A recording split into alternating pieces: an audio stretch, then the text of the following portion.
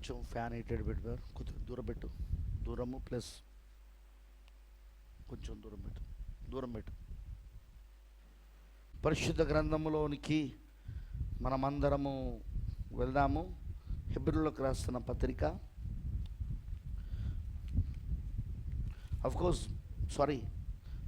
యోబు గ్రంథం. హెబ్రీ పత్రిక తర్వాత చదువుదాం ఆ లేఖనాలను. మనం యోబు గ్రంథంలో వెళ్తున్నాం కదా, అంతేనా?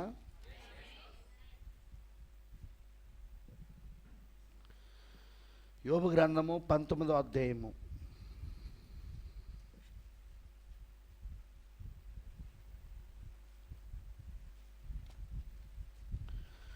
23వ వచనం చదువుకుందాం. నా మాటలు రాయబడవలనని నేనెంతో కోరుచున్నాను, అవి గ్రంథములో రాయబడవలనని నేనెంతో కోరుచున్నాను. అవి ఇనుప పొగరుతో బండ మీద చెక్కబడి సీసముతో నింపబడి నిత్యము నిలవవలనని నేనెంతో కోరుచున్నాను. అయితే నా విమోచకుడు సజీవుడనియు తర్వాత ఆయన భూమి మీద నిలిచిననియు నేను ఎరుగుదును. ఈలాగు నా చర్మము చీకిపోయిన తర్వాత శరీరముతో నేను దేవుని చూచెదను, నా మట్టుకు నేనే చూచెదను, మరి ఎవరునూ కాదు, నేనే కనులారా ఆయనను చూచెదను. నాలో నా అంతరింద్రియములు కృషించి ఉన్నవి. దేవుడి మాటలను దీవించు కాక. Let's pray. పరిశుద్ధుడా, సర్వశక్తిమంతుడా, కృపామయుడైన తండ్రి, నీకు స్తోత్రాలు. ప్రభువా, చదవబడిన నీ యొక్క వాక్యములో నుండి నువ్వు మరొకసారి మాతో మాట్లాడమని ప్రార్థిస్తున్నాను తండ్రి. నీ వాక్యము సజీవమై ఉన్నది, అది ఎన్నడూ కూడా ప్రభువా తప్పిపోదు ప్రభువా. ఎందుకంటే వాక్యమే దేవుడు కాబట్టి ప్రభువా, నువ్వు విఫలము కావు, నువ్వు తప్పిపోవు. You cannot fail lord. నువ్వెప్పుడు విఫలమవ్వడం కుదరదు ప్రభువా. అందుకే ఈరోజు నీ వాక్యం పైన మాకు అంత విశ్వాసం ఉన్నది. నీ వాక్యాన్ని మేము ఈరోజు నమ్మడానికి కారణము అది ఎన్నడూ తప్పిపోదని, ఎన్నడూ విఫలము కాదని. అందుకే మేము నమ్ముతున్నాం యేసయ్య. ప్రభువా, ప్రవక్త చెప్పినట్టు మేము ఈరోజు వాక్యాన్ని మాత్రమే విశ్వసిస్తున్నాం, ఆ ప్రత్యక్షతను మాత్రమే నమ్ముతున్నాం అయ్యా. అందుకే ప్రతి ఒక్కరు ఈ రోజున ఆ ప్రత్యక్షత అనే బండపైన సజీవ దేవుని సంఘముగా కట్టబడుదురు గాక. ప్రభువా, ఇప్పుడు సజీవ దేవుని సంఘము సార్వత్రికముగా కట్టబడుతున్నది. ఇప్పుడు ఆ మందిరములో మేము ఒక అవయవమై ఉన్నాము. ఆ మందిరములో మేము సజీవ రాళ్ళమై ఉన్నాము. నువ్వు కడుతున్న క్రీస్తు యొక్క మర్మయుక్తమైన శరీరములో మేము భాగాలు అవయములుగా ఉన్నాం దేవా. ఆ సార్వత్రికంగా నువ్వు కడుతున్న ఆ సజీవ దేవుని సంఘములో మేము సజీవ రాళ్ళై ఉన్నాం. మేము అందుకొరకు నువ్వు మమ్మల్ని ఎన్నుకున్నావు, ఏర్పరచుకున్నావు. అందుకొరకు నువ్వు మమ్మల్ని ప్రభువా చెక్కుతున్నావు. ఈ రోజున మా జీవితాలను చెక్కుతున్నావు దేవా. తండ్రి, నీకు స్తోత్రాలు. నీకు పూర్తిగా మేము సమర్పించుకుంటున్నాము. Let your holy ghost work in our lifes. మా యొక్క జీవితాలలో నీ పరిశుద్ధాత్మనే పనిచేయును కాక.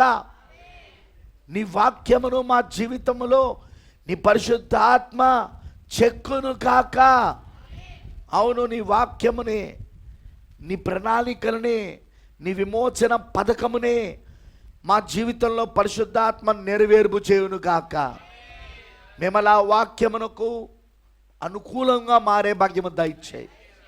మేము వాక్యాన్ని ఎప్పుడూ వ్యతిరేకించవద్దు, మేము వాక్యాన్ని ఎప్పుడూ కాదనకూడదు.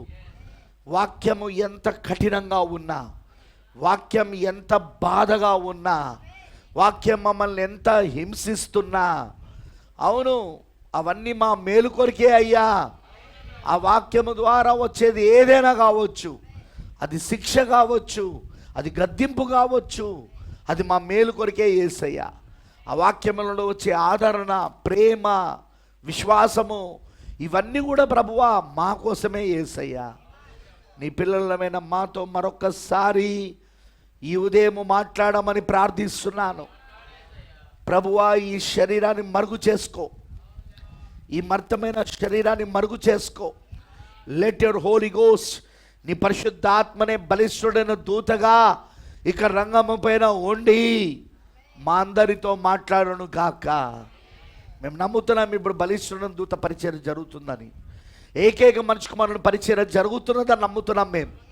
ఆ ఏకైక మనిషికి మన పరిచర్యలోనే ఉన్నాం మేమంతా ఇప్పుడు.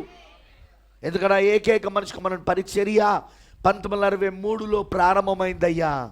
నువ్వు ఏకైక మనిషి కుమారుడుగా దిగొచ్చావు, బలిష్ఠుడైన దూతగా నువ్వు దిగొచ్చావు తండ్రి, తలరాయిగా నువ్వు దిగొచ్చావు యేసయ్యా.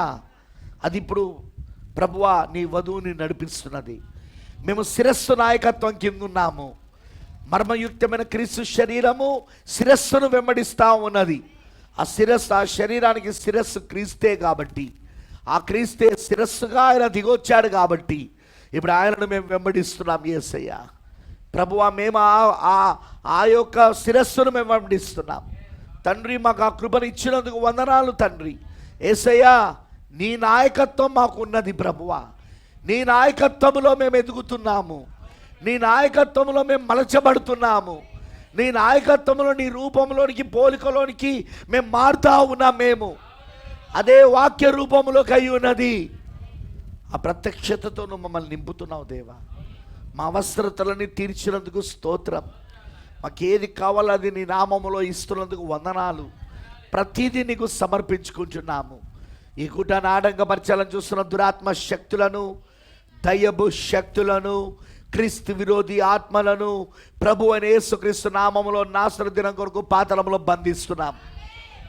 ప్రభువా నీ పరిశుద్ధాత్మనే మా అందరితో మాట్లాడి మాకు కావలసిన వర్తమానమును ఇచ్చును గాక. నీకు పూర్తిగా మేము సమర్పించుకుంటూ యేసుక్రీస్తు నామములో ప్రార్థిస్తున్నాము. ఆమేన్. దయచేసి కూర్చోనండి ప్లీజ్. Busy down.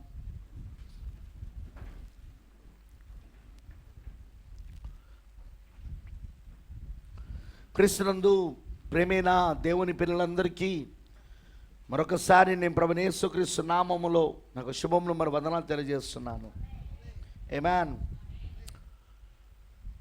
ప్రేమైన దేవుని పిల్లలారా, ఈ ఉదయం నేను కొన్ని విషయాలు మీతో మాట్లాడాలని ఆశిస్తున్నాను. మరి జాగ్రత్తగా దేవుడి యొక్క వాక్యమును మీరు వినాలని నేను కోరుతున్నాను.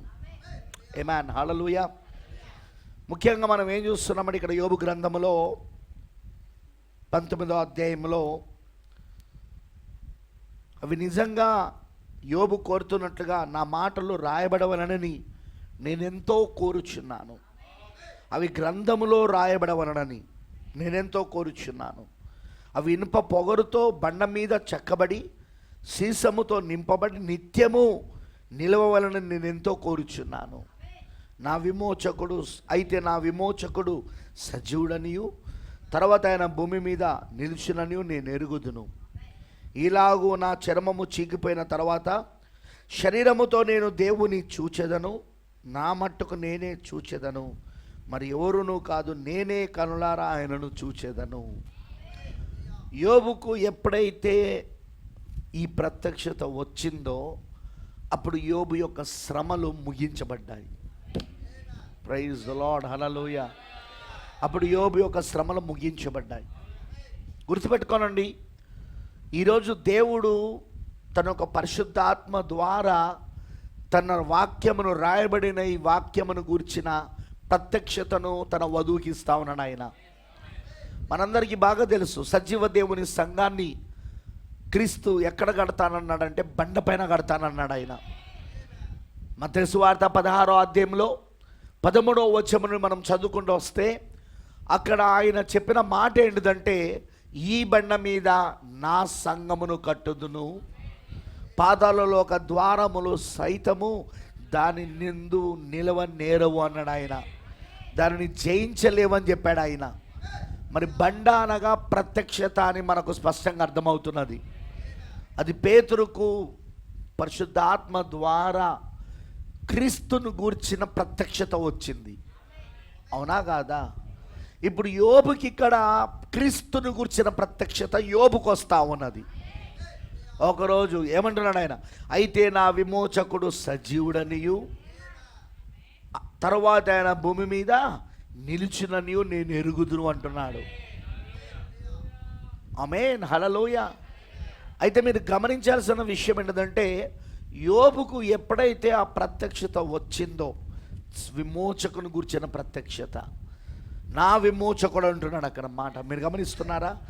నా విమోచకుడు సజీవుడనియు అంటే యోబుకు తెలుసు ఒకరోజున క్రీస్తు మానవ శరీరంలో వస్తాడని, క్రీస్తు యెహోవా దేవుని కుమారుడిగా ఈ భూమిపైకి వస్తాడని, తన రక్తమును చిందించడం ద్వారా తనకు విమోచన కలగబోతున్నాడని, తనకు విమోచకుడిగా ఆయన సజీవుడైన విమోచకుడిగా ఆయన వచ్చి తన విమోచన కార్యములలో తన స్వరక్తాన్ని ఇచ్చి యోబును విడిపించబోతున్నాడని యోబుకు బాగా తెలుసు అక్కడ.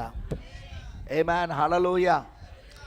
గుర్తుంచుకోనండి, మన ప్రవక్త ఒక మాట అన్నాడు, నీకు ఏ ప్రత్యక్షత రావాలన్నా అది దేవుడు వాక్యములో ఉండాలి. అది అంటే దేవుడు వాక్యమునే, దేవుని పరిశుద్ధాత్మ నీకు బయలుపరుస్తాడే తప్ప వాక్యాన్ని దాటి పరిశుద్ధాత్మ నీకు బయలుపరిచాడు లేదండి. వాక్యాన్ని దాటి పరిశుద్ధాత్మ నీకు బయలుపరిచాడు. వాట్ ఎవర్ ఇట్ ఈస్, అది ఏదైనా కావచ్చు, అది ఖచ్చితంగా వాక్యమై ఉండాలి. అది ఆమేనంటారా? నీ దర్శనములైనా, నీ కలలైనా, నీ ప్రవచనములైనా అది వాక్యమై ఉండాలి. ప్రవక్త ఇది కూడా అంటాడు, నీ సెన్సెస్, నీ అనుభూతులు, కొన్నిసార్లు మనం అనుభూతులు పొందుకుంటూ ఉంటాం, ఆ అనుభూతులు కూడా దేవుడు వాక్యమై ఉండాలి. అవి అంటే నీకున్న అనుభూతులు ఏవైతే ఉన్నాయో అవి వాక్యముతో ఏకీభవించాలి. అవి ఆమేనంటారా? నేను చెప్పేది అర్థమవుతున్నదా? కొన్నిసార్లు మనం దేవుడు వాక్యమును విన్నప్పుడు మనకి ఏమనిపిస్తుంది అంటే, మరి నిజంగా ఈరోజు దేవుడు మాట్లాడాడండి, నాకు నిజంగా నా హృదయము దేవుడు సంతోషముతో గంతులు వేయినట్లుగా నా హృదయము ఆనందముతో నిండిందండి. కొన్నిసార్లను ఎందుకు వచ్చినాను చర్చ్కి, టైం అంతా వేస్ట్ అయిపోతుంది, నేను ఎందుకు వచ్చాను. చూడండి, ఇప్పుడు ఒక్కసారో దేవుడు వాక్యం వెల్లడవుతున్నప్పుడు నీ సెన్సెస్ అంటే నీ జ్ఞానేంద్రాలు, నీ అనుభూతులు ఆ వాక్యాన్ని బట్టి ఆనందిస్తూ సంతోషిస్తూ ఆమేన్ అని చెప్తూ వెళ్తున్నది. ఇంకొకసారో ఏదో పోగొట్టుకున్న దానిలాగా నిరుత్సాహముతో ఏదో నిరుత్సాహముతో కూర్చొని ఏం వాక్యంలే అని అంటున్నావు. బ్రదబానం అంటాడు, కాదు కాదు కాదు కాదు కాదు కాదు కాదు నీ అనుభూతులు లేదా నీ జ్ఞానేంద్రాలు అవి ఆనందించినా ఆనందించకపోయినా నువ్వు వాక్యమును ఎల్లప్పుడూ ఏకీభవిస్తూ ఉండాలా. నేను అన్నది మీకు అర్థమైందా? ఎందుకంటే కొన్నిసార్లు దేవుడి వాక్యం మన హృదయానికి గుచ్చుకుంటుంది, కొన్నిసార్లు అది మనల్ని ఖండిస్తుంది, కొన్నిసార్లు అది మన తప్పులను ఎత్తి చూపిస్తుంది, కొన్నిసార్లు వాక్యంలో దేవుడు మనల్ని గద్దిస్తాడు, ఖండిస్తాడు, ఇవన్నీ చేస్తుంటాడు. అప్పుడు మనకి ఎట్లుంటుందండి, మన సెన్సెస్, మన యొక్క జ్ఞానేంద్రాలు ఎట్లుంటాయంటే, పాస్టర్ అంతా ఎట్లెట్లనో బోధిస్తున్నాడు, పాస్టర్ గారు ఎట్లెట్లనో చెప్తున్నాడు. ఇది పాస్టర్ కాదు, ఇక్కడ దేవుడు వాక్యం. మరి దేవుడు వాక్యం నిన్న నేడు నిరంతరం ఒకటే రీతిగా ఉన్నది. ఆయన మారని వాడై ఉన్నాడు. ఆయన నీకు అది హృదయానికి గుచ్చుకున్నంత మాత్రాన, నీ హృదయంలో అది పొడవబడినంత మాత్రాన, అది నిన్ను ఖండించినంత మాత్రాన, అది నీ తప్పిదములను ఎత్తి చూపించినంత మాత్రాన, దేవుడు వాక్యముతో నీ సెన్సెస్, నీ యొక్క జ్ఞానేంద్రాలు ఏకీభవించినంత మాత్రాన ఆ వాక్యం తప్పిపోతుందని ఎప్పుడు అనుకోవద్దు. నువ్వు వాక్యం నిన్ను ఖండించినా ఖండించకపోయినా, వాక్యము నిన్ను గద్దించినా గద్దించకపోయినా, వాక్యము నిన్ను పొడిచినా పొడవకపోయినా, ఆ వాక్యముతో ఎల్లవేళ విశ్వాసి ఏకీభవిస్తూ ఉండాలా. ఆ వాక్యముతో ఎల్లవేళ విశ్వాసి ఏకీభవిస్తూ ఉండాలి. అంగీకరిస్తూ ఉండాలి. అది నా కోసమే చెప్పాడు, నా నిమిత్తమే చెప్పాడు పాస్టర్ గారు. అది పాస్టర్ కాదు, దేవుడు వాక్యం. అది దట్స్ నాట్ పాస్టర్. ఆ ఖండింపు, ఆ గద్దింపు అది పాస్టర్ చేయట్లేదు, అది దేవుడు వాక్యం చేస్తున్నది. పాస్టర్ సొంత మాటలు చెప్తే నువ్వు నమ్మకు, పాస్టర్ సొంత మాటలు ప్రసంగిస్తే నువ్వు నమ్మకు. కానీ పాస్టర్ వాక్యములో నుండి మాట్లాడితే, వాక్యములో నుండి బోధిస్తే నువ్వు దాన్ని నమ్మి తీరాల్సి ఉన్నది. నీకు జ్ఞానేంద్రాలు ఒప్పుకున్నా ఒప్పుకోకపోయినా, నీకు ఎలాంటి అనుభూతులు వచ్చినా రాకపోయినా, నువ్వు దేవుడు వాక్యాన్ని అంగీకరించవలసి ఉన్నది. నువ్వు దేవుడు వాక్యంతో ఏకీభవించవలసి ఉన్నది. నువ్వు దేవుడు వాక్యానికి లోబడవలసి ఉన్నది. నువ్వు దేవుడు వాక్యానికి సంపూర్ణమైన అధికారం నీ పట్ల ఇవ్వవలసి ఉన్నది. ఎందుకంటే వాక్యం ఎవరంటే దేవుడు అయి ఉన్నాడు. మనం వాక్యానికి విరోధంగా చేసే చేష్టలను, క్రియలను ఆయన ఖచ్చితంగా ఖండిస్తాడు. ఆయన మనం వాక్యానికి వ్యతిరేకంగా జీవిస్తున్నప్పుడు ఖచ్చితంగా ఖండిస్తాడు. ఆయన సరిదిద్దుతాడు. ఆయన మనని ఖచ్చితంగా మార్గంలోనికి తీసుకురావడానికి, మన ఆలోచనలను మార్చడానికి వాక్యము ద్వారా వాటిని గద్దిస్తాడు ఆయన. ఎందుకంటే నీ ఆలోచన వాక్యముగా మారవలసి ఉన్నది. అంటే వాక్యాన్నే నువ్వు ఆలోచించాలి. అందుకే ఆయన నిన్ను గద్దిస్తాడు, అందుకే ఆయన నిన్ను ఖండిస్తాడు, అందుకే ఆయన నిన్ను బుద్ధి చెప్తాడు. బ్రదర్, నా సెన్సెస్ అంటే నాకు జ్ఞానేంద్రాలు ఒప్పుకోవట్లే, నాకు ఆ అనుభూతి వస్తలేదు, ఆ ప్రసంగం చెప్తుంటే నాకు నిద్ర వస్తుంది. సంథింగ్ రాంగ్, ఏదో తప్పు ఉన్నది నీ లోపట, నీకు ఏదో తప్పు జరుగుతున్నది నీ లోపట. నువ్వు వాక్యం వింటూ ఉంటే నీకు నిద్ర వస్తున్నది అంటే, నువ్వు వాక్యం వింటూ ఉంటే అది నాకు నచ్చట్లేదని నువ్వు అంటున్నావంటే వాక్యములో తప్పలేదు, నీలో తప్పు ఉన్నదని అర్థం. పరిశుద్ధాత్మ ఏం చేస్తాడు? ఈ దేవుడు వాక్యాన్ని తీసుకొని నీకు మొదటిగా నీ హృదయంలో, నీ మనస్సులో దాన్ని బయలుపరుస్తాడు ఆయన. అదేనా జరిగేది ప్రసంగం వింటున్నప్పుడు? ప్రసంగం వింటున్నప్పుడు ఏం జరుగుతుంది? పరిశుద్ధాత్మ ఈ వాక్యాన్ని తీసుకొని నీ హృదయములో దాన్ని తెరవడం మొదలు పెడతాడు, నీ మనస్సులో దాన్ని తెరవడం మొదలు పెడతాడు. అప్పుడు నీ మనస్సు మారడం మొదలవుతుంది, అప్పుడు నీ హృదయం మారడం మొదలవుతుంది. అప్పుడు నీకు అర్థమైపోతుంది, నేను దేవుడు వాక్యానికి వ్యతిరేకంగా ఉన్నాను, నేను దేవుడు వాక్యానికి వ్యతిరేకంగా జీవిస్తున్నాను, నేను దేవుడు వాక్యానికి వ్యతిరేకంగా నేను ఈ ఆలోచన కలుగునా, నేను పలానా ఆలోచన కలుగునా, నేను పలానా నిర్ణయం తీసుకున్నా దేవుడు వాక్యానికి వ్యతిరేకంగా, నేను పలానా క్రియలు చేస్తున్నా దేవుడు వాక్యానికి వ్యతిరేకంగా, నేను దేవుడు వాక్యానికి వ్యతిరేకంగా పలానా ప్రవర్తన కలుగునా. నేను పరిశుద్ధాత్మ నిన్ను ఒప్పింపజేస్తూ ఉంటాడు. వాక్యము తీసుకొని నీ హృదయంలో తెరచడం ద్వారా నిన్ను వాక్యమునకు లైన్లోకి తీసుకురావాలనుకుంటాడు ఆయన. వాక్యం యొక్క వరుసలోనికి తీసుకురావాలనుకుంటాడు. నీ తప్పిదాన్ని ఒప్పింపజేస్తూ ఉంటాడు, నీ పాపమును ఒప్పింపజేస్తూ ఉంటాడు, నీ పొరపాట్లను ఒప్పింపజేస్తూ ఉంటాడు. తర్వాత ఏం జరుగుతుంది? ఆ వాక్యము నీలో ఇప్పుడు క్రియ చేయడం మొదలవుతుంది. అంటే వాక్యము క్రియలుగా మారడం ప్రారంభమవుతుంది. ఇప్పుడు ఆలోచనగా మారిన వాక్యము ఇప్పుడు క్రియలు అవ్వడం ప్రారంభమవుతుంది. ఇప్పుడు నీ ఆలోచనలన్నీ ఏవైతే వాక్యానికి విరోధంగా ఉన్నాయో ఆ వ్యర్థమైన ఆలోచనలన్నీ దేవుడు తీసేస్తూ ఉంటాడు, అవి ఒప్పుకొని వదిలిపెట్టేట్లు చేస్తూ ఉంటాడు ఆయన. ఇప్పుడు నీ ఆలోచనలు వాక్యపరంగా మారిపోతూ ఉంటాయి, వాక్యానుసారంగా మారిపోతూ ఉంటాయి. నీ ఆలోచనలు వాక్యానుసారంగా మారిపోతూ ఉంటాయి. వాక్యమే నీకు ఆలోచనగా మారుతుంది. ఇక అప్పుడు అంటే నీ వాక్యాన్ని నెరవేర్పు చేస్తా, ఈ వాక్యాన్ని నేను జరిగిస్తా, ఈ వాక్యం తప్ప నేను ఏది జరిగించానది. దాన్నే యేసు అన్నాడు, మనుష్యుడు బ్రతుకుచున్నది రొట్టె వలన మాత్రము కాదు కానీ దేవుని నోటి నుండి వచ్చే ప్రతి మాట వలన జీవించును. I you catching? మీరు పట్టుకుంటున్నారా?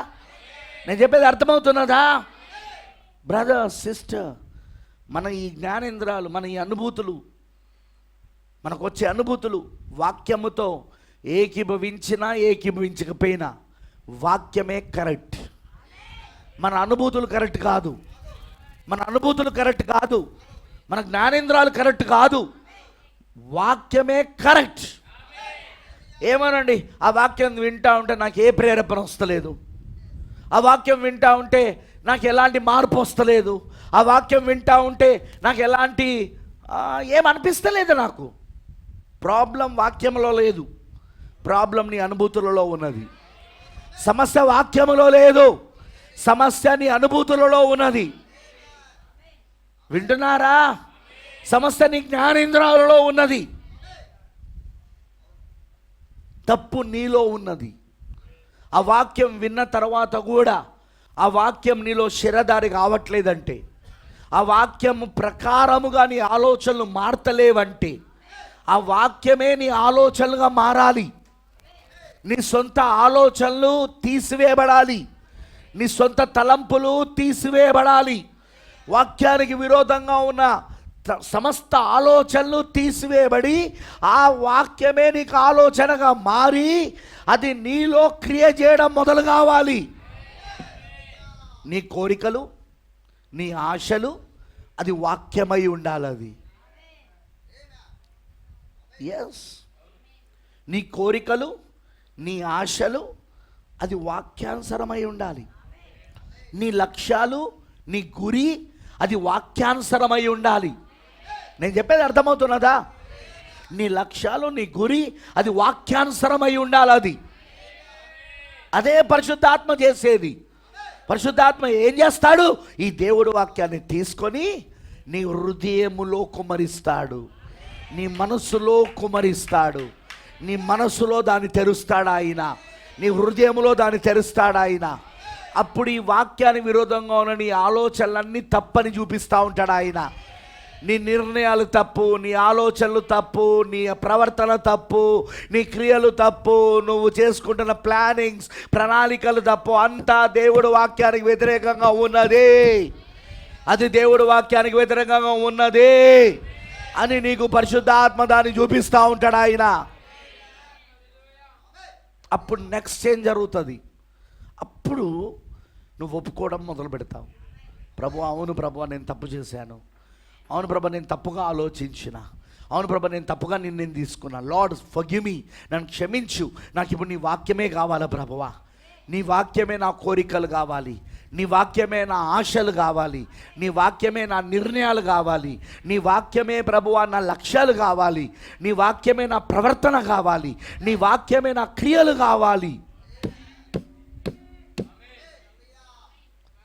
ప్రతి విషయంలో, నా వ్యక్తిగత విషయంలో అయినా, లేకపోతే కుటుంబ విషయంలో అయినా, లేకపోతే సమాజ విషయంలో అయినా, లేకపోతే వృత్తిపరమైన విషయంలో అయినా, ప్రతి విషయంలో నీ వాక్యమే నాలో ప్రభువా నెరవేర్పు జరగాలి.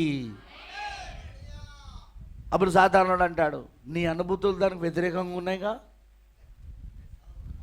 నీ జ్ఞానేంద్రాలు దానికి వ్యతిరేకంగా ఉన్నాయి కదా, నీ అనుభూతులు, నీ జ్ఞానేంద్రాలు వేరే చెబుతున్నాయి కదా. మరి సాతానుడు అంటాడు ఒక పక్కన.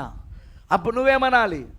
పరిశుద్ధాత్మ ఇలాగూ సెలవిచ్చాడు, వాక్యమే కరెక్ట్, నా అనుభూతులే తప్పు, నా సెన్ససే తప్పు, నా census is wrong, my census is wrong, నా అనుభూతులు తప్పు, నా గుణలక్షణ, నా యొక్క జ్ఞానేంద్రాలు తప్పై ఉన్నవి, వాక్యమే కరెక్ట్ ఎల్లప్పుడూ. నేనే వాక్యానుసారంగా మారాల కానీ, అంతేగాని నా అనుభూతులను వాక్యానుసారంగా మారాల కానీ, నా అనుభూతులకు ప్రకారముగా వాక్యాలు నేను మార్చడానికి వీల్లేదు, నా అనుభూతుల ప్రకారంగా వాక్యాన్ని మలుచుకోవడానికి వీల్లేదు. మీకు తెలుసా, ఈరోజు సంఘ శాఖలు, ఈరోజు సంస్థాగత సంఘాలు ఇక్కడే తప్పిపోతున్నాయి. వారు వాక్యం పైన ఆధారపడకుండా అనుభూతులపైన ఆధారపడుతున్నారు. మీకు అర్థమైందా నేను అన్నది? వారు వాక్యం పైన ఆధారపడకుండా వారి సెన్సెస్, వారి జ్ఞానేంద్రాలపైన, వాళ్ళ అనుభూతులపైన వారు ఆధారపడతా ఉన్నారు వాళ్ళు. అందుకే ఒక స్త్రీ బోధిస్తూ ఉంటే మాకు పరిశుద్ధాత్మ వచ్చిందంటున్నారు. ఒక స్త్రీ బోధిస్తూ ఉంటే మాకు పరిశుద్ధాత్మ వచ్చిందంటున్నారు. ఒక స్త్రీ బోధిస్తూ ఉంటే దేవుడు మాకు ఇది చేశాడు, దేవుడు మాకు అది చేశాడు అంటున్నారు. ఆమె బోధిస్తూ ఉంటే ఓ నాకు ఆనందం కలుగుతున్నది, నాకు సంతోషం కలుగుతున్నది, నా హృదయము సంతోషముతో పొంగి పొర్లుతున్నది అంటున్నారు. బాబు, నీకు అవన్నీ అనుభూతులు రావచ్చు, కానీ వాక్యం ఏమంటుంది? స్త్రీలు సంఘములో మౌనంగా ఉండవలసిందే కానీ వాళ్ళు ఉపదేశించుటకైనను బోధించుటకైనను ఉపదేశించుటకైనను పురుషుని పైన అధికారము చేయటకైనను వాళ్ళకు సెలవు లేదని బైబిల్ అంటుంది. ఇలాగొన ధర్మశాస్త్రం కూడా తెలియజేస్తుంది అంటున్నది. 1 తిమోతి 2:9 కూడా చెప్పబడింది. కరెక్టేనా కాదా? నేను చెప్పేది నిజమేనా కాదా? మరి స్త్రీలు బోధించొద్దని దేవుడు వాక్యం చెప్పినప్పుడు, ఒక స్త్రీ నిలబడి బోధిస్తున్నప్పుడు, స్త్రీ బోధకురాలు తను ప్రసంగిస్తున్నప్పుడు అక్కడ కూర్చున్న వాళ్ళందరూ పరిశుద్ధాత్మతో ఎట్లా నింపబడతారు? వాళ్ళందరికీ అనుభూతులు ఎట్లొస్తాయి అంటే దయ్యం వాళ్ళను మోసపరుస్తున్నది, అనుభూతుల ద్వారా మోసపరుస్తూ ఉంది. తండ్రి కుమార పరిశుద్ధాత్మ నామములో బాప్తిస్మముని ఇచ్చుడు ద్వారా తీసుకుడు ద్వారా ఒక వ్యక్తికి పరిశుద్ధాత్మ వస్తుందంటే ఎలా కుదురుతుంది? ఎందుకంటే బైబిల్లో అలాగూ లేదు కదా. యేసుక్రీస్తు నామములో పాప క్షమాపణ నిమిత్తం బాప్తిస్మం పొందుకుంటేనే వాళ్ళు పరిశుద్ధాత్మతో నింపబడతారని ఉంది కదా బైబిల్లో. నేను చెప్పేది అర్థమవుతున్నదా? అప్పుడు వాళ్ళు పరిశుద్ధాత్మ ఒక వరాన్ని పొందుకుంటారని ఉంది బైబిల్లో. Praise the lord, hallelujah. The gift of Holy Ghost, పరిశుద్ధాత్మ ఒక వరము, అదే నిత్య జీవమై ఉన్నది. పోయిన వారం నేను స్పెషల్ మీటింగ్స్ యవనస్తుల కూడికలలో చెప్పిన, నేను యూత్ మీటింగ్లలో చెప్పిన, నేను ఆమేన్. ఆ యవనస్తుడు అన్నిట్లలో సక్సెస్ అయి ఉన్నాడు, అన్నిట్లలో విజయం సాధించున్నాడు, వ్యాపారంలో విజయం సాధించున్నాడు, ఆజ్ఞలను పాటించుట్లో విజయం సాధించున్నాడు. కానీ అతనికి ఏం కొడుతుందంటే నిత్య జీవం. అన్నీ బాగున్నాయి, అన్నీ చక్కగా ఉన్నాయి, కానీ నిత్య జీవం లేదు. అందుకే నిత్య జీవముని ఇచ్చువాడు, నిత్య జీవమును అనుగ్రహించువాడైన యేసుక్రీస్తు దగ్గరికి వచ్చి నిత్య జీవం పొందుకోవాలంటే నేనేం చేయాలని అడిగాడు ఆయన. ముందు యేసు ప్రవక్త అంటాడు, ముందు యేసు ఆజ్ఞలు పాటించమని చెప్పాడు. యేసుకు తెలుసు అతను చిన్నప్పటి నుండి ఆజ్ఞలు పాటిస్తున్నాడని.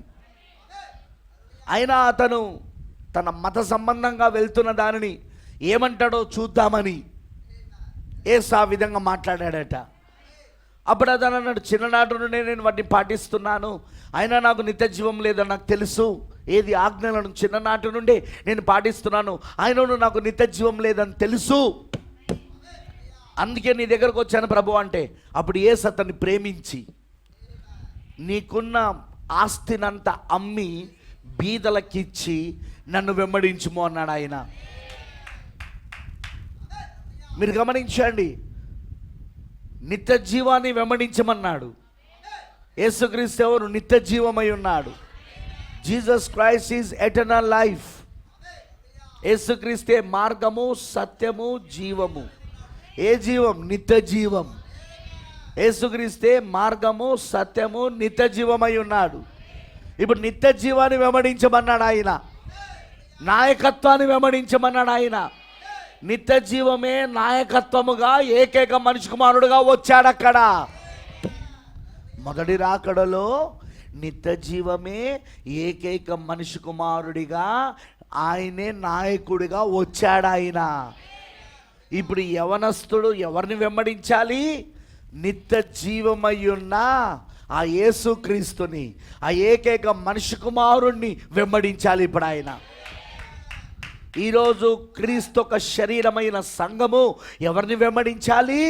అదిగో శిరస్సుగా మరలా ఆయన 1963లో ఆయన మరలా ప్రకటన 10:1 ప్రకారముగా ఆయన మరలా ఏకైక మనిషి కుమారుడిగా నాయకుడిగా వచ్చాడు. ఇప్పుడు ఆయన వచ్చాడా? నాయకుడిగా వచ్చాడా? వినబడతలేదు నాకు. నాయకుడిగా వచ్చాడా? ఇప్పుడు సంఘానికి నాయకత్వం లేదా? సంఘానికి శిరస్సు లేదా? ఇప్పుడు సంఘానికి శిరస్సు లేదా? వచ్చాడు అసలైన శిరస్సు, అసలైన నాయకుడు వచ్చాడు. ఎందుకు? ఈ సంఘాన్ని నడిపించడానికి. అందుకే ప్రవక్త ఏమన్నాడు? శిరస్సు ఎటు వెళ్తే శరీరం దాన్ని వెంబడిస్తూ ఉన్నది. శిరస్సు పునరుద్ధానమై లేచినది, శిరస్సు పునరుద్ధానమై లేచినది, శరీరం కూడా పునరుద్ధానమై లేచినది. మీకు తెలుసా, మన దినములలో సంఘ శాఖలలో సంస్థాగత సంఘాలలో శిరస్సును సిల్లివేసి శిరస్సును చంపి సమాధి చేసేశారు. సంఘ శాఖలలో సంస్థాగత సంఘాలలో ఎలా? కల్పిత బోధల ద్వారా, సిద్ధాంతాల ద్వారా. మానవ కల్పిత బోధలు, సిద్ధాంతాలు, ఆచారాలు, సాంప్రదాయాల ద్వారా చంపేశారు. ఈ సంఘ శాఖలు చంపేసిన ఈ వాక్యాన్ని. ఇప్పుడు క్రిస్మస్ చేసుకుంటున్నారు, అది మానవ కల్పిత బోధ కాదా? అది మానవ కల్పిత సిద్ధాంతం కాదా? ఇప్పుడు నిజమైన క్రిస్మస్ని చంపేస్తలేరా వాళ్ళు? నిజమైన క్రిస్మస్ని వాళ్ళు చంపేస్తలేరా? వాళ్ళ ఆచారాలు, వాళ్ళ సాంప్రదాయాలు, వాళ్ళు కల్పించుకున్న మానవ బోధ, ఆ మానవ సిద్ధాంతం వలన చంపేస్తున్నారా లేదా? కానీ బైబిల్ అంటుంది ఆయన పునరుద్ధానుడై లేచాడు. ఎవరు? శిరస్సు, వాక్యం ఈ చివరి దినాలలో పునరుద్ధానుడై లేచాడు. సంఘ శాఖ నుండి పునరుద్ధానుడై లేచాడు ఆయన. ఓ గ్లోరీ, హల్లెలూయా. ఇప్పుడు శిరస్సు మాత్రమే పునరుద్ధానమై లేచిందా? లేదు, శరీరము కూడా లేచింది. శరీరం అనే అంటే ఎవరు? మనమే కదా. మనం కూడా ఒకప్పుడు సంఘ శాఖలో, సంస్థాగత సంఘాలలో, డినామినేషన్లో మానవ కల్పిత బోధలు, సిద్ధాంతాలు, ఆచారాలు, సాంప్రదాయాలు మనల్ని చంపేసి పెట్టినాయి. అక్కడ వీఆర్ డెడ్. మనం అందులో చచ్చిపోయి ఉన్నాం మనం. కానీ శిరస్సు పునరుద్ధానమై లేచింది చివరి దినాల్లో. శిరస్సును వెంబడిస్తూ ఈ శరీరము కూడా పునరుద్ధానుడై లేచాడా లేదా? ఈరోజు మనం ఎందుకు సంఘశాఖలో నుండి బడికి వచ్చినాం? ఈరోజు మనం ఎందుకు బబులో నుండి బడికి వచ్చాం? ఆ మహాబబులో నుండి, ప్రకటన 18లో ఉన్న ఆ మహాబబుల్లో నుండి, ఆ వేశ్యలకు తల్లిలో నుండి, ఆ వేశ్యలలో నుండి, వేశ్య యొక్క తల్లి అయిన మహాబబులో నుండి మనం ఎందుకు బడికి వచ్చినాం ఈ రోజున? ఈరోజు ఎందుకు మనం పునరుద్ధానమై లేచినాం అందులో నుండి? వాస్తవంగా వాటిలో మనం చచ్చిపడి ఉండే, వాటిలో మనం ఆచారాలు, సాంప్రదాయాలు పాటిస్తూ చచ్చిపడి ఉండే మనం. కానీ మనం పునరుద్ధానులే లేచినాం ఈ రోజున. క్రీస్తుతో కూడా ఆయన మనల్ని బ్రతికించి పరలోకపు స్థలములలో ఇప్పుడు కూర్చోబెట్టాడు ఆయన. ఈ సహవాసం యేసుక్రీస్తుతో సహవాసం ఎక్కడ? పరలోకపు స్థలములలో. నర్సంపేట స్నేహానగర్లో కాదు, నర్సంపేట మాదనపేట స్నేహానగర్లో కాదు ఈ సహవాసం. ఈ సహవాసం పరలోకపు స్థలములలో. నేను ఎక్కడికి లేపాడు ఆయన? పరలోకపు స్థలములలోనికి. ప్రైజ్ ది లార్డ్, హల్లెలూయా. క్రీస్తు యేసుతో నువ్వు పరలోకపు స్థలంలో కూర్చుండబెట్టబడ్డావు ఇప్పుడు నువ్వు. ఆమేన్. దానికి కారణం శిరస్సు లేచింది, శిరస్సు తిరిగి బ్రతికినది, శిరస్సు పునరుద్ధానమై లేచినది. అదే పునరుద్ధానపు శక్తి శరీరమయ్యున్న మనల్ని, క్రీస్తు శరీరమయ్యున్న సంఘమయ్యున్న వధువైన మనల్ని కూడా పునరుద్ధానమై లేపినది ఈ రోజున. మరలా ఇప్పుడు ఏకైక మనిషి కుమారుని నాయకత్వం వచ్చిందా? ఆ యవనస్తుడు మిక్కిలి ధనవంతుడై ఉన్నందున ఏందట బైబిల్ ఏమంటుంది? కొంతమంది మిక్కిలి ధనవంతులై ఉండి వెంబడించడానికి నిరాకరిస్తారు, నాయకత్వంలో ఉండడానికి నిరాకరిస్తారు. నీ నాయకత్వం నాకెందుకు? యేసయ్య నీ నాయకత్వం నాకెందుకు? నీ వాక్యం ఒక నాయకత్వం నాకెందుకు? నాకేం అక్కర్లే అనుకుంటూ వెళ్ళిపోతారు. కొంతమంది మిక్కిలి జ్ఞానవంతులు ఉంటారు, వాళ్ళకు జ్ఞానం ఎక్కువైపోతుంది, అందుకే నీ నాయకత్వం మాకు అక్కర్లే అంటారు. కొంతమంది మిక్కిలి ధనవంతులు, మిక్కిలి జ్ఞానవంతులు, మిక్కిలి పేరు ప్రఖ్యాతులు గలవారు. ఇప్పుడు నేను యేసు నాయకత్వం కిందకి వస్తే నాకున్న ఈ పేరంతా పోతుంది కదా. ఈ పేరు ప్రతిష్టతలన్నీ ఏవైతే ఇప్పటిదాకా నేను సంపాదించుకున్నానో, నేను యేసును వెంబడించడం మొదలు పెడితే, నిత్య జీవాన్ని వెంబడించడం మొదలు పెడితే, ఏకైక మనిషి కుమారుని నాయకత్వాన్ని, శిరస్సును వెంబడించడం మొదలు పెడితే, అప్పుడు ఖచ్చితంగా నేను సంపాదించుకున్న ఈ పేరు ప్రతిష్టతలను పోతాయి కదా. మా బంధువులు నా గురించి ఏమనుకుంటారు? నా స్నేహితులు నా గురించి ఏమనుకుంటారు? వింటున్నారా? నా బంధువులు నా గురించి ఏమనుకుంటారు, నా స్నేహితులు నా గురించి ఏమనుకుంటారు, నా రక్త సంబంధికులు నా గురించి ఏమనుకుంటారు. ఆ నాయకత్వాన్ని కనుక నేను అంగీకరించి వెంబడిస్తే, చూసారా, కొందరు మిక్కిలి ధనవంతులు, కొందరు మిక్కిలి జ్ఞానవంతులు, కొందరు మిక్కిలి పేరు ప్రఖ్యాతిగాంచిన వారు, పేరు ప్రతిష్ట కలిగిన వారు. ఒకవేళ నేను నమ్ముకుంటే మా కులం వాళ్ళు ఏమనుకుంటారు, మాది ఉన్నతమైన కులం, మాది పెద్ద కులం మాది. మరి మా పెద్ద కులం అంటే, ఇంత పెద్ద కులం ఆంధ్రప్రదేశ్లో తెలంగాణలో ఇంత పెద్ద కులం లేనే లేదు, అంత పెద్ద కులం వాళ్ళం మేము. మరి మా కులం వాళ్ళని ఏమనుకుంటారు? సోదరుడా, సోదరి, వీడి కోసం నిత్య జీవాన్ని త్రోసేయకు. వీటి కోసం నిత్య జీవాన్ని త్రోసేయకు. ఒకరోజు ఆ ధనవంతుడు నిత్య జీవాన్ని త్రోసేసి వెళ్ళిపోయాక, వ్యసనపడుతూ వెళ్ళిపోయాక, ఆ ధనవంతుని గురించే ప్రభు ఏం చెప్పాడంటే, అతని ఇంకా ఎక్కువ దీవించబడడం మొదలుపెట్టాడు. నిత్య జీవాన్ని త్రోసేసాక ఇంకా ఎక్కువ ఆస్వాదించబడడం మొదలుపెట్టాడు. అందుకే గుర్తుంచుకోండి, దీవెనలు ఆశీర్వాదాలు నీకు నిత్య జీవం ఉన్నాడు అన్నటకు రుజువులు కాదు. సరే, యోబును చూద్దాం. యోబుకు నిత్య జీవం ఉన్నదా? యోబు ధనవంతుడుగా ఉన్నప్పుడు నిత్య జీవం ఉన్నది. యోబు ధనవంతుని స్థానము నుండి పేదవాని స్థానముగా, అంటే సమస్తాన్ని పోగొట్టుకున్న తర్వాత, చివరికి తన సొంత శరీరమే రోగగ్రస్తమైన తర్వాత, తను గోనబట్ట ధరించుకొని బూడిదలో కూర్చున్న తర్వాత కూడా నిత్య జీవాన్ని కలుగున్నాడా లేదా? యోబు ధనవంతుడుగా ఉన్నప్పుడు నిత్య జీవాన్ని కలుగున్నాడు. యెహోవా యందు భయభక్తులు కలుగున్నాడు. యోబు పేదవాడుగా మారి, రోగిగా మారి, ఆ గోనబట్ట ధరించుకొని ఆ బూడిదలో కూర్చున్న అక్కడ కూడా తాను నిత్య జీవాన్ని కలుగున్నాడు. అక్కడ కూడా తాను దేవుని యందు భయభక్తులు కలుగున్నాడు.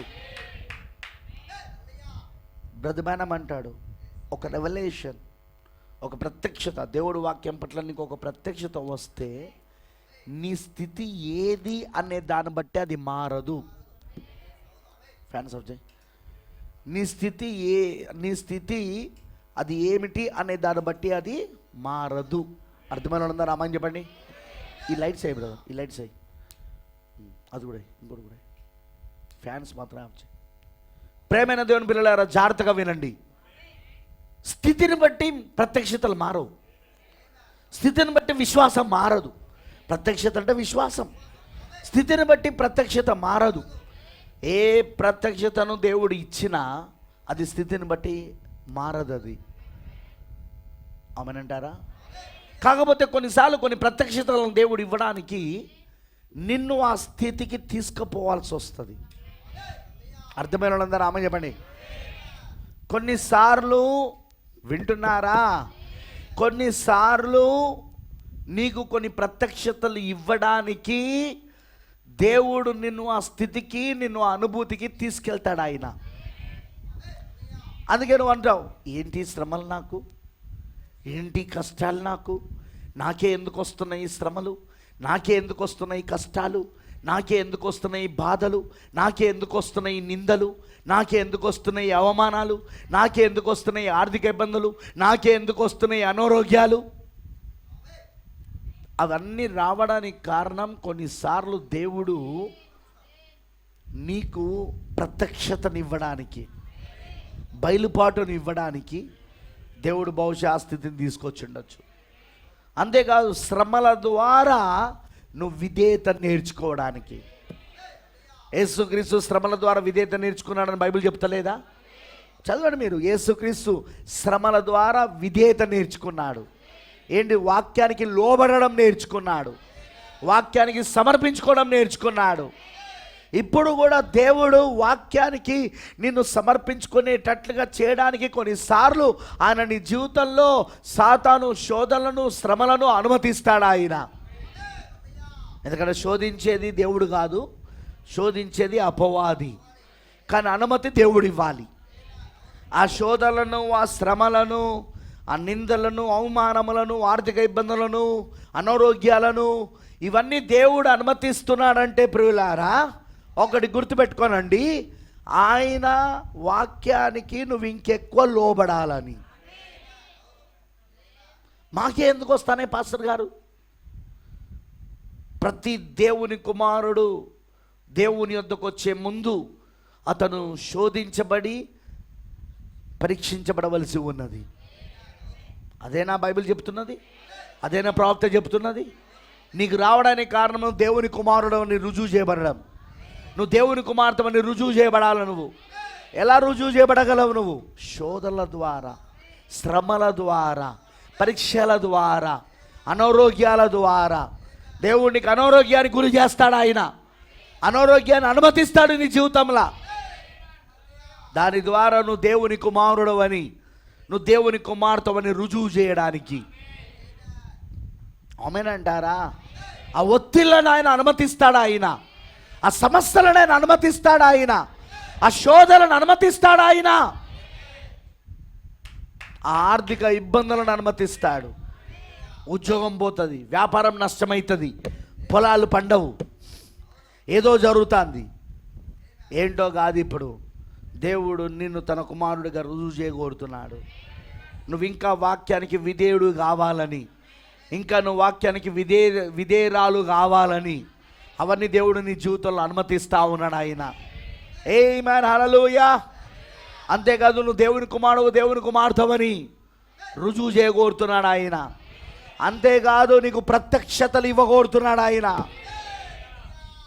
యోబుకు నా విమోచకుడు సజీవుడనియు, తర్వాత ఆయన ఈ భూమిపైన నిలిచిననియు నేను ఎరుగుదును అనే ఈ ప్రత్యక్షత ఎక్కడొచ్చింది చెప్పండి?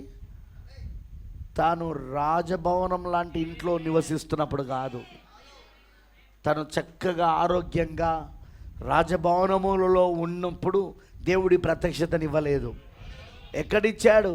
తను పేదవాడిగా మారిపోయాడు, ఉన్నవన్నీ కోల్పోయాడు. తనకు రోగముతో దేవుడు మొత్తాడు అతన్ని. రోగముతో అతను మొత్తబడ్డాడు. కరెక్టేనా? బూడిదలో కూర్చొని ఉన్నాడు ఇప్పుడు అతను. తన ముగ్గురు స్నేహితులు, సంఘ సభ్యులు, ఆ ముగ్గురు స్నేహితులు వచ్చి తనను అన్ని విషయాలలో నిందిస్తూ ఉన్నారు. యోబు నువ్వేదో రహస్య పాపం చేశావు, యోబు నువ్వేదో రహస్య పాపం చేశావు, యోబు నీ పిల్లలు కూడా ఏదో రహస్య పాపం చేశారు, అందుకే ఇదంతా వస్తూ ఉన్నది, లేకపోతే ఈ శోధనలు నీకు ఎందుకు వస్తాయి, లేకపోతే ఈ పరీక్షలు నీకు ఎందుకు వస్తాయి అంటున్నాడు. కానీ యోబు మాత్రం తాను చిందించిన ఆ రక్తము యొక్క బలిపైన ఆధారపడి ఉన్నాడు. ఎందుకంటే యోబు బలి అర్పణలు ఇచ్చేవాడా? దహన బలుల అర్పణలు ఇచ్చేవాడా? చిందించబడిన ఆ జంతువుల రక్తము పైన యోబు ఆధారపడ్డాడు.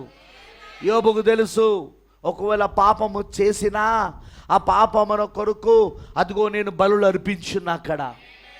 Praise the lord.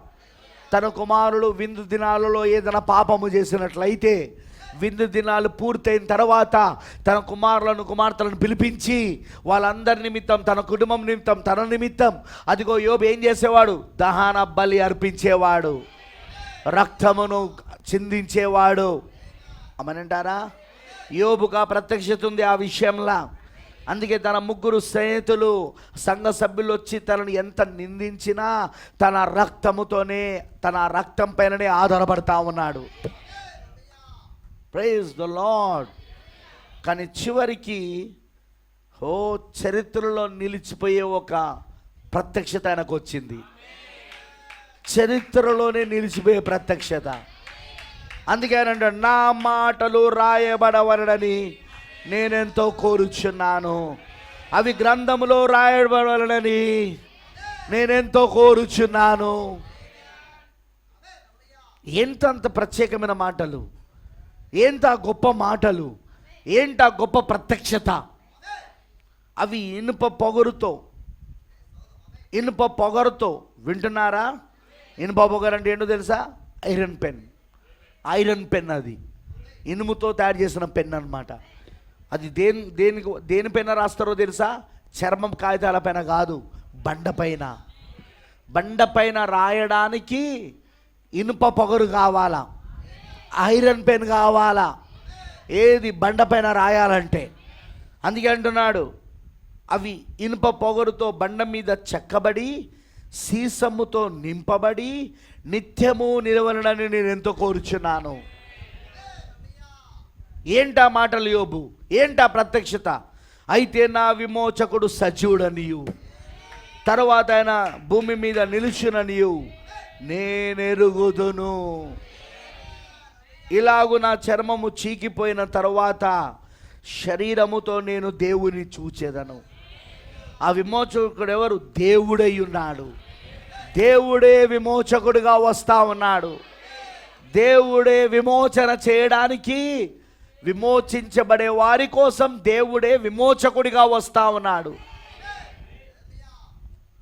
God became the redeemer to redeem his people.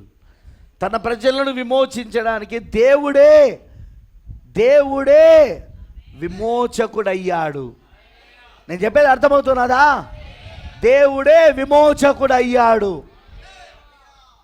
Glory, దేవుడికి మమకారుడు గాక. నా విమోచకుడు సజీవుడనియు, ఆయన తర్వాత ఆయన ఈ భూమి మీద నిలిచులను నేను ఎరుగుదును. ఈలాగు నా చర్మము చీకిపోయిన తర్వాత, యోబుకు తెలుసు తాను చనిపోయి సమాధిలో పెట్టబడిన తర్వాతనే ఆయన వస్తాడని. Praise the lord. యోబుకు తెలుసు తాను చనిపోయి సమాధి చేయబడి పురుగుల చేత తినబడతానని. తన శరీరం పురుగుల చేత తినబడుతుందని యోబుకు తెలుసు. అందుకే ఏమంటున్నాడో తెలుసా? ఇలాగు నా చర్మం చీకిపోయిన తర్వాత శరీరముతో నేను దేవుని చూచేదను. ఎలా మరి పురుగులు తిన శరీరంతో తను ఎలా మరలా ఆ విమోచకుడు భూమిపైన సజీవుడిగా ఉన్నప్పుడు ఎలా చూడగలడు అంటే పునరుద్ధానం గురించి మాట్లాడుతూ ఉన్నాడు ఆయన. బ్రదర్, విమోచకుడు వచ్చాడు అంటే, ఏకైక మనిషి కుమారుడిగా ఆయన వచ్చాడు అంటే పునరుద్ధానం జరగబోతా ఉన్నది. ఎంతమంది తెలుసు? ఏకైక మనిషి కుమారుని పరిచర్య భూకంపముతోనూ పునరుద్ధానముతోనూ శరీర మార్పు చెంది ఎత్తబడుటతోనూ ముగించబడబోతున్నది. మొదటి రాకళ్ళు అదే జరిగిందా? ఆమేనంటారా? ఆయన ఏకైక మనిషి కుమారుడిగా, ఆయన శిరస్సుగా తలరాయిగా ఆయన వచ్చాడా? ఇక్కడ యోబు చెప్పినట్టుగానే ఆ విమోచకుడు సజీవుడై ఈ భూమిపైన నిలిచాడా ఆయన? ఆమేనంటారా? మరి ఆ ఏకైక మనిషి కుమారుని పరిచర్య మొదటి రాకల్లో దేంతో ముగించబడింది? భూకంపము, పునరుద్ధానము, మృతుల పునరుద్ధానము. అందులో యోబు కూడా ఉన్నాడు. తన శరీరం చీకిపోయి పురుగులు పట్టినా, పురుగులు తిన్నా మరలా తిరిగి ఆ శరీరంతోనే లేస్తానని యోబు చెబుతా ఉన్నాడా లేదా? యోబు చెబుతున్నాడా లేదా? ఆ పునరుద్ధానమున రోజున లేస్తానంటున్నాడు ఆయన. అది ఎప్పుడు జరుగుతుంది? నా విమోచకుడు సజీవుడిగా వచ్చి ఈ భూమిపైన నిలిచినప్పుడు ఆ దేవుడే హల్లెలూయా విమోచకుడిగా వస్తాడు. ఏకైక మనిషి కుమారుడిగా వస్తాడు. యోబు మొదటి రాకడ గురించి మాట్లాడుతున్నాడా? యోబు తన పునరుద్ధానం గురించి మాట్లాడుతున్నాడా? ఆ దేవుడే విమోచకుడిగా సజీవుడై ఈ భూమిపైకి వస్తున్నాడు, ఈ భూమిపైన నిలవబోతున్నాడు. అప్పుడు నేను ఈ శరీరము చీకిపోయిన, పురుగులు బట్టి తినివేసిన మరలా ఇదే శరీరముతో నేను ఆయనను చూస్తాను. అంటే నేను పునరుద్ధానం పొందుకుంటాను నేను ఆయన. అది మొదటి రాకడ. మరి వాట్ అబౌట్ సెకండ్ కమింగ్, రెండవ రాకడ ఏంటిది? మరలా ఏకైక మనిషి కుమారుడు వచ్చాడు. 1963లో మరలా ఏకైక మనిషి కుమారుడు వచ్చాడు. మరలా మన విమోచకుడు గ్రంథాన్ని పట్టుకొని వచ్చాడు. మొదటి రాకడలను ఆ గ్రంథములో రాయబడిన వారికి తన రక్తమును వెలగా క్రయధనముగా చెల్లించడానికి వచ్చాడు. విమోచన చేయడానికి విమోచకుడిగా వచ్చాడు ఆయన. ఇప్పుడు రెండవ రాకడలను ఆయన ఏకైక మనిషి కుమారుడుగా మన విమోచకుడు ఎందుకు వచ్చాడంటే, మన విమోచకుడు ఏకైక మనిషి కుమారుడుగా మళ్ళా ఎందుకు వచ్చాడంటే, ఆ గ్రంథములో రాయబడిన వారిని తన వారిగా హక్కుపూర్వకంగా స్వీకరించి వారికి శిరస్సుగా నాయకుడిగా తాను ఉండి వారిని కొనిపోవడానికి వచ్చాడు ఆయన. ఆమేన్. నిజమేనా? ఆ ఏకైక మనిషి కుమారుడుగా మరలా ఎందుకు వచ్చాడు ఇప్పుడు రెండవసారి? అన్యజనుల దగ్గరికి ఎందుకు వచ్చాడు? ఏకైక మనిషి కుమారుడుగా ఆయన ఆ రాకడ ఎందుకు జరిగినది? ఏకైక మనిషి కుమారుని రాకడ 1963లో, ప్రకటన 10:1లో ఆ విమోచకుడు ఎందుకు వచ్చాడు? వచ్చేటప్పుడు ఏం పట్టుకొచ్చాడు? గ్రంథాన్ని పట్టుకొని వచ్చాడు. ఆయన చేతిలో ఏమన్నది? విప్పబడిన గ్రంథం, విప్పబడిన చిన్న పుస్తకం. అదేమిటది? గొర్రెపిల్ల జీవ గ్రంథం. దానిలో మన పేర్లు రాయబడి ఉన్నాయి.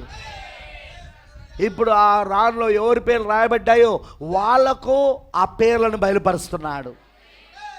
దాంట్లో రాయబడని వాళ్ళకు కాదు బయలుపాటు, దాంట్లో రాయబడిన వాళ్ళకు మాత్రమే బయలుపాటు.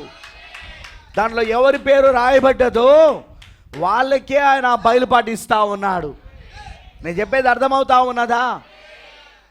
ఇప్పుడు వాళ్ళకైనా బయలుపాటు ఇచ్చి వింటున్నారా? వారిని తన వారిగా స్వీకరిస్తున్నాడు. ఎలా? వారికి తలరాయిగా ఉండడం ద్వారా, వారికి నాయకుడిగా ఉండడం ద్వారా, వారికి తన నాయకత్వాన్ని చూపిస్తూ ఉన్నాడు. తను నాయకుడిగా ఉండి తన నాయకత్వంలో వాళ్ళని నడిపిస్తూ ఉన్నాడు. శిరస్సు శరీరాన్ని నడిపిస్తూ ఉన్నది, శరీరము శిరస్సును వెంబడిస్తూ ఉన్నది. శిరస్సు ఎటు వెళ్తే శరీరం అటు వెళ్తూ ఉన్నది.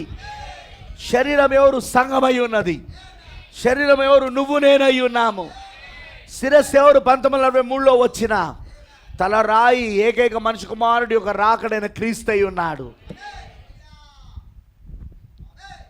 ఇప్పుడు ఆయన భూమిపైన నిలిచి ఉన్నాడా? 2000 సంవత్సరాల క్రితమే కాదు, మొదటి రాకడలోనే కాదు నేను మాట్లాడుతుంది. ఇప్పుడు రెండవ రాకడ. ఇప్పుడు ఆయన భూమిపైన నిలుచున్నాడా? ఒక పాదము సముద్రము మీద, ఇంకొక పాదము భూమి మీద నిలుచున్నాడా? పరలోకము నుండి వచ్చిన బలిష్ఠుడైన దూత, ఆ బలిష్ఠుడైన వేరొక దూత పరలోకము నుండి వచ్చి దేనిపైన నిలుచున్నాడా? ఆయన ఒక పాదము సముద్రము మీద, ఇంకో పాదము భూమిపైన నిలిచి సింహము గర్జించినట్టు గొప్ప శబ్దముతో ఆర్భాటిస్తున్నాడా? ఆయన ఆర్భాటించినప్పుడు 7 ఉరుములు వాడబాటి శబ్దములు పలుకుతున్నాయా? గత 3 కూటాలలో మనం అవన్నీ చూసుకుంటూ వచ్చినాం. మనం ఆ సింహ గర్జన, ఆయన సింహముగా వచ్చి సింహముగా గర్జించాడు. ఇప్పుడు ఆయన ఆ గర్జనలోనే 7 ఉరుములు వచ్చినాయి. అదిగో ఆ 7గురు దూతలై ఉన్నారు. దేవుని 7 ఆత్మల ప్రత్యక్షతలు అవి. దేవుని యొక్క ఆత్మ ఒకటే, కానీ 7 విధములుగా ఆయన ప్రత్యక్షపరుచుకున్నాడు. అదే ఆ 7గురు దూతలై ఉన్నారు. వారే ఆ దేవుని ఉరుములై ఉన్నారు. 7 ఉరుములై ఉన్నారు. సింహం యొక్క గర్జన అయి ఉన్నారు. వాళ్ళు రక్తంలో నుండి వస్తున్న స్వరాలై ఉన్నవి అవి. రక్తంలో నుండి స్వరం వస్తుందా? ఏబేలు రక్తంలో నుండి స్వరము రాలేదా? ఏబేలు కంటే శ్రేష్టమైన రక్తము యేసుక్రీస్తు చిందించారని ఎబ్రీ పత్రికలో పౌలు గారు చెప్పలేదా? ఏబేలు కంటే శ్రేష్టమైన పలుకులు యేసుక్రీస్తు పలుకుతున్నాడని పౌలు గారు చెప్పలేదా? రక్తము మాట్లాడుతుందా? Praise the lord. రక్తమునకు స్వరము ఉన్నదా? ఖచ్చితంగా ఉన్నది. అదిగో 7 స్వరాలు ఎక్కడి నుండి వస్తున్నాయి? రక్తములో నుండి, ఆ 7గురు దూతల్లో నుండి, ఆ సింహ గర్జనలో నుండి. గ్లోరీ, హల్లెలూయా. ఆయన మరలా ఇలా మనం చెప్పగలం, నా విమోచకుడు సజీవుడనియు, ఆయన ఈ భూమిపైన నిలిచిననియు నేను ఎరుగుదును. అది 2000 సంవత్సరాల క్రితము మొదటి రాకడ గురించి ఇక్కడ యోబు చెప్తే, 2000 సంవత్సరాల తర్వాత రెండవ రాకడ గురించి ఇప్పుడు మనం చెప్తున్నాము. యోబు మనకే ఛాయగా ఉన్నాడు, మనకే నీడగా ఉన్నాడు. మన ఛాయ, మన నీడ, మన ముంగుర్తు ఎవరంటే యోబు. నేను చెప్పేది అర్థమవుతున్నదా? Praise the lord. హల్లెలూయా. సంతోషంగా ఉన్నదా? ఇప్పుడు ఆయన మన మధ్యలోనే ఉన్నాడు. ఇప్పుడు ఆయన ఇక్కడే ఉన్నాడు. మృదుబేనం అంటాడు, మెసేజ్లో చూపిస్తాను నేను మీకు. My ministry is to declare that he is here. నా పరిచర్య ఏంటిది అంటే ఆయన ఇప్పుడు ఇక్కడే ఉన్నాడు అని ప్రకటించుటయే నా పరిచర్య. ఆయన ఇప్పుడు ఇక్కడే ఉన్నాడు, తలరాయిగా ఉన్నాడు, ఏకైక మనిషి కుమారుడిగా ఉన్నాడు, వాక్యముగా ఉన్నాడు, పరిశుద్ధాత్మగా ఉన్నాడు. వాక్యముగా, పరిశుద్ధాత్మగా, తలరాయిగా, బలిష్ఠుడైన వేరొక దూతగా, విమోచకుడిగా. ఇప్పుడు ఆయన విమోచకుడిగానే ఉన్నాడా? ఆ గ్రంథం తెచ్చింది ఎందుకు? ఆ గ్రంథంలో ఎవరెవరి పేర్లు రాయబడ్డాయో ఆ విమోచనను వారికి పూర్తి చేయడానికి. విమోచనలో 3 భాగాలు. ఒకటి రక్తము వెలగా చెల్లించుట, ఒకటి వెల చెల్లించాలా విమోచించబడే వారి కోసం, విమోచన పొందుకునే వారి కోసం. రెండవది వాళ్ళ కోసం విజ్ఞాపన చేయాలి. మూడవది ఎవరి కోసమైతే ఆయన రక్తము చెందించి విజ్ఞాపన చేశాడో వారిని తన వారిగా హక్కుపూర్వకంగా తీసుకోవాలి. క్లెయిమింగ్ అనమాట దాన్ని. క్లెయిమింగ్. ఇప్పుడు జరుగుతున్న పరిచర్య ఏంటిది? ఆయన ఏకైక మనిషి కుమారుడుగా వచ్చిన పరిచర్య ఏంటిది? ఇప్పుడు క్లెయిమింగ్.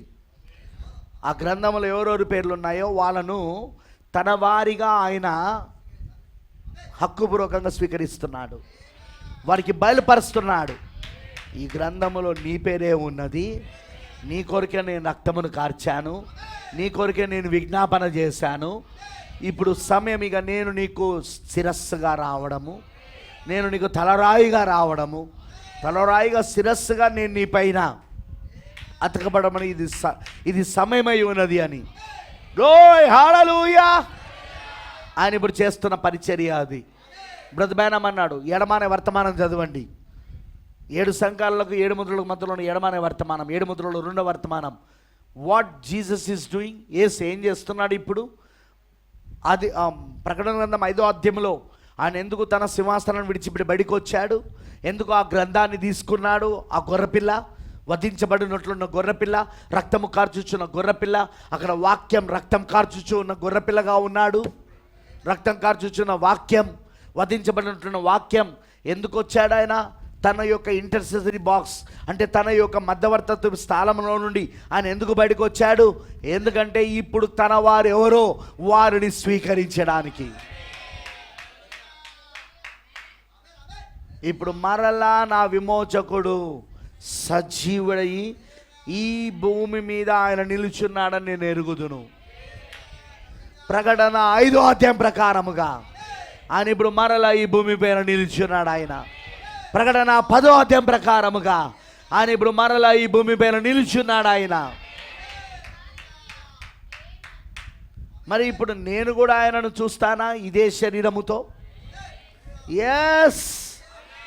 ఈ దినములలో ఒక దినమున, ఒక శుభోదయమున 6 నుండి 9 మధ్యలో నా ఈ దేహము మార్పు చెందబోతున్నది. నేను నా సజీవుడైన దేవుని చూడబోతాను. నేను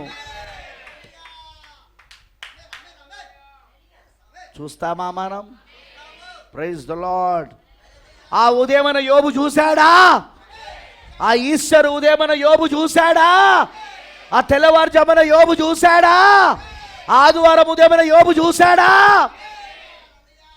యోబు తాను చెప్పినట్లుగానే ఆ ఉదయమున, ఆ ఈస్టర్ ఉదయమున, ఆ పునరుద్ధానపు ఉదయమున, ఆ ఆదివారము తెల్లవారి జామున యోబు తన శరీరముతో తన విమోచకుని భూమిపైన చూశాడు. చూశాడా లేదా? ఒకరోజు మనం కూడా చూడబోతాం. ఇప్పుడు అదృశ్య కలయికలో ఉన్న మనము రేపు దృశ్య కలయికలోనికి వెళ్ళబోతాం. ఇప్పుడు అదృశ్య కలయికలో ఉన్న మనం, ఇప్పుడు ఆయన అదృశ్యంగా ఉన్నాడు ఇక్కడ. ఆయన మ్యాన్ అదృశ్యంగా ఉన్న ఆయనను ఆ విమోచకుణ్ణి, నా విమోచకుణ్ణి నేను దృశ్యంలో తొందరలోనే చూడబోతాను. ఈ నా శరీరము మార్పు చెందినప్పుడు నేను చూడబోతాను. నేను దేవుడికి మహిమ కలుగును గాక. అద్భుతమైన వర్తమానం, వండర్ఫుల్ మెసేజ్. హల్లెలూయా. దీని గురించి మనం ఎంత మాట్లాడుకున్నా తక్కువనే, ఎంత బోధించుకున్నా తక్కువనే దీని మీద. ఎందుకంటే ఈ రెవల్యూషన్, ఈ ప్రత్యక్షత యోబు ఆ పెంట కుప్పలో కూర్చున్నప్పుడు వచ్చింది ఆయనకు. కానీ దాని తర్వాత తన స్థితి మారిపోయింది. రెండంతల దీవెనలు పొందుకున్నాడు. తాను ఆ బూడిదలో కూర్చోకముందు, వింటున్నారా? ఆ బూడిదలో కూర్చోకముందు తను ఎన్ని దీవెనలు కలుగుండెనో, ఎన్ని ఆశీర్వాదాలు కలుగుండెనో, అవన్నిటికీ రెండంతలు దేవుడిచ్చాడు. అంతేకాదు, యోబు తన స్నేహితుల కోసం ప్రార్థించాడు. మీరు గమనిస్తున్నారా? తనకి ఎప్పుడైతే ప్రత్యక్షత వచ్చిందో, ఇప్పటిదాకా తనను నిందించి బాధపెట్టి తనను అవమానపరిచి తన హృదయాన్ని గాయపరిచిన తన ముగ్గురు స్నేహితులు, అదేవిధంగా సంఘములో సంఘ సభ్యులు వాళ్ళ కోసం వాళ్ళ పాపాలు క్షమించబడాలని ప్రార్థన చేశాడు. ఆమేనంటారా? యోబుకు దేవుడు తిరిగి రెండంతల ఆశీర్వాదాలు ఇచ్చాడు. తను పోగొట్టుకున్న తన ముగ్గురు కుమార్తెలను, తన ఏడుగురు కుమారులను మరలా తిరిగి దేవుడు ఇచ్చాడు. ఏ మ్యాన్ అండ్ ఏ మ్యాన్. అద్భుతంగా లేదు? అద్భుతంగా లేదు ఇది? నిజంగా ఈరోజు మనం తిరిగి ప్రత్యక్షత పొందుకోవడం వలన మనము గొప్ప దీవెనలు మనం పొందుకోబోతున్నాం. రెండంతల దీవెనలు కాదుగా, మాటలతో చెప్పన శక్యము కాని దీవెనలు. నువ్వు మాటలతో చెప్పలేవిగా. బంగారు వీధులలో నువ్వు నడవబోతున్నావు. నీ ఇంటి గేట్లు ముత్యపు గేట్లు అయి ఉంటాయి. బంగారపు వీధులు ఆ పిరమిడ్ పట్టణంలా. తార్ రోడ్ కాదు. నువ్వు బంగారం పైన నడుస్తూ ఉంటావు. దేనిపైన? బంగారం పైన నడుస్తూ ఉంటావు నువ్వు, తార్ రోడ్ల పైన కాదు. అసలు ఆ దీవెనలు, ఆ ఆశీర్వాదాలు మనం పొందుకోబోయేది ఏదైతే ఉందో అవి నిజంగా ఇప్పుడున్న ఈ శ్రమలు ఎన్నదగినవి కావని అందుకే పౌలు గారు అన్నాడు. మనం పొందుకోబోయే మహిమ ఎదుట ఇప్పుడు మనం అనుభవిస్తున్న శ్రమలు ఎన్నదగినవి కాదన్నాడు ఆయన. అంత గొప్ప మహిమలు మనం పొందుకోబోతున్నాం, అంత గొప్ప దీవెనలు మనం పొందుకోబోతున్నాం, అంత గొప్ప ఆశీర్వాదాలు. ప్రేమైన దేవుని పిల్లలారా, ఎట్టి పరిస్థితుల్లో వాటిని పోగొట్టుకోకండి. ఇది దేవుడు నీకు ఇస్తున్న సువర్ణ అవకాశం. సువర్ణ అవకాశాన్ని పోగొట్టుకోకండి. ఈ రోజున పూర్తిగా వాక్యానికి లోబడండి, పూర్తిగా వాక్యాన్ని అంగీకరించండి. వాక్యమునే నీ ఆలోచనగా తీసుకోండి. ఏంటండి? వాక్యమునే మన ఆలోచనగా, వాక్యమునే మన అనుభూతులుగా, వాక్యమునే మన యొక్క సెన్సస్, జ్ఞానేంద్రాలుగా తీసుకోవాలా. వాక్యాన్ని తీసుకోవాలా. అర్థమైందని చెప్పింది. ఆ విధంగా చేయండి, దేవుడు మిమ్మల్ని దీవిస్తాడు. Let's pray. ప్రార్థించుకుందాం. వండర్ఫుల్. Let's pray. ప్రార్థించుకుందాం. ప్రభువైన దేవా, సర్వశక్తిమంతుడా, కృపమడమైన తండ్రి, నీకు స్తోత్రములు. నిన్న నేడు నిరంతరము ఒకటే రీతిగా ఉన్న మా యేసయ్య, నీకు కృతజ్ఞతాస్తుతులు చెల్లిస్తున్నాం. ప్రభువా, చరిత్రలోని నిలిచిపోయే ప్రత్యక్షత ఆ రోజు యోబు పొందుకున్నాడు. తన మాటలు అందుకే గ్రంథంలో రాయబడాలని తను కోరుకున్నాడు. దేవా, అవి నిత్యము నిలిచి ఉండాలని కోరుకున్నాడు. ఇనుప పొగరుతో బండపైన అవి చెక్కబడి సీసము చేత పోయబడి నిత్యము నిలిచి ఉండాలని కోరుకున్నాడు. ప్రభువా, యోబు కోరుకుంటే ఇప్పుడు మేమేం కోరుకుంటున్నాం? ఈరోజు మేము పొందుకుంటున్న ఈ ప్రత్యక్షత నిత్యము నిలుచుండే ప్రత్యక్షత, నిత్యము నిత్యము నిలుచుండే ప్రత్యక్షత. ఈసారి ఇది ఇనుప పొగరుతో బండపైన చెక్కబడాలని కోరుకోవట్లేదు, హృదయములో చెక్కబడాలని కోరుతా ఉన్నాం. ఇది మాలో ఉన్న ప్రతి ఒక్కరి హృదయములో ఈ మాటలు చెక్కబడాలి ప్రభువా. ప్రకటన 5వ అధ్యాయం చెక్కబడాలి, ప్రకటన 10వ అధ్యాయం చెక్కబడాలి. ఆ విమోచకుడు ఇప్పుడు భూమిపైన ఉన్నాడు. రక్తము కార్చుచున్న గొర్రెపిల్ల ఇప్పుడు ఈ భూమిపైన ఉన్నాడు. గ్రంథమును చేతబట్టుకొని వచ్చాడు. ఆ గ్రంథము తెరవబడి ఉన్నది. ఆ గ్రంథములో ఉన్న వారికే యోబు చెప్పినట్టుగా ఆయన విమోచకుడిగా మారి రక్తమును క్రయధనముగా చెల్లించాడు. మా పాపములకు వెలగా క్రయధనముగా రక్తాన్ని చిందించాడు ఆయన. ఈ 2000 సంవత్సరాలు మా కొరకు మొరబెట్టాడు ఆయన. మధ్యవర్తిత్వం చేశాడు ఆయన, వకీలు పని చేశాడు ఆయన. కానీ ఇప్పుడు ఎవరి కోసమైతే ఇదంతా చేశాడో నా విమోచకుడు సజీవుడై ఈ భూమిపైన ప్రకటన 10:1 వచ్చి ఈ భూమిపైన నిలిచి తన వారిని అధికారపూర్వకంగా స్వీకరిస్తున్నాడు. తలరాయిగా వచ్చి తన వారికి తలరాయిగా మారుతా ఉన్నాడు. వాళ్ళను తలరాయి ప్రత్యక్షత కిందికి, తలరాయి నాయకత్వం కిందికి ఆ శరీరాన్ని తీసుకొస్తున్నాడు. ఆ గ్రంథంలో రాయబడిన వారు ఆయన శరీరమై ఉన్నారు. వాళ్ళు క్రీస్తు మర్మయుక్తమైన శరీరమై ఉన్నారు. వాళ్ళని ఇప్పుడు ఆ నాయకత్వం కిందికి తీసుకొస్తున్నాడు. ఓ ప్రభు అయిన దేవా, ఇవి మా హృదయాలు, మాంసపు హృదయాలపైన రాయబడాల్సిన మాటలు. ఇవి మాంసపు హృదయాలపైన రాయబడాల్సిన మాటలు. ఇవి రాయము యేసయ్యా. మేమెప్పుడు దీన్ని మర్చిపోవద్దయ్యా. ఎన్నడూ మేము ప్రకటన 10ని మర్చిపోవద్దయ్యా. ప్రకటన 5ని, ప్రకటన 10ని మేము మర్చిపోవద్దు ప్రభువా. అవి మా ప్రత్యక్షత అయి ఉన్నది. అది మా కాలంలో నెరవేర్పు జరిగిన ప్రవచనాలు అయి ఉన్నవి. అవి మా కొరకు నువ్వు చేసిన విమోచన పథకమై ఉన్నది. అది నువ్వు మా కొరకు విమోచకుడుగా వచ్చిన కార్యమై ఉన్నది. అది విమోచకుడిగా జరిగిన రాకడ కార్యమై ఉన్నది. Thank you lord. ఈరోజు ప్రభువా, నిజంగా మేము ధన్యులమై ఉన్నాం. ఎంతో ధన్యులమయ్యా, ఎంతో ధన్యులం, ఎంతో ధన్యులం. కృప చూపించు మా పైన ప్రభువా. ఇంకా ఎవరెవరైతే ఈ వర్తమానమును విన్నారో, వినబోతున్నారో వారందరూ ఖచ్చితంగా ప్రభువా ఈ ప్రత్యక్షతను వాళ్ళ హృదయాలలో పొందుకుందురు గాక. వాళ్ళ హృదయం అనే పలకలపైన అవి రాయబడును గాక.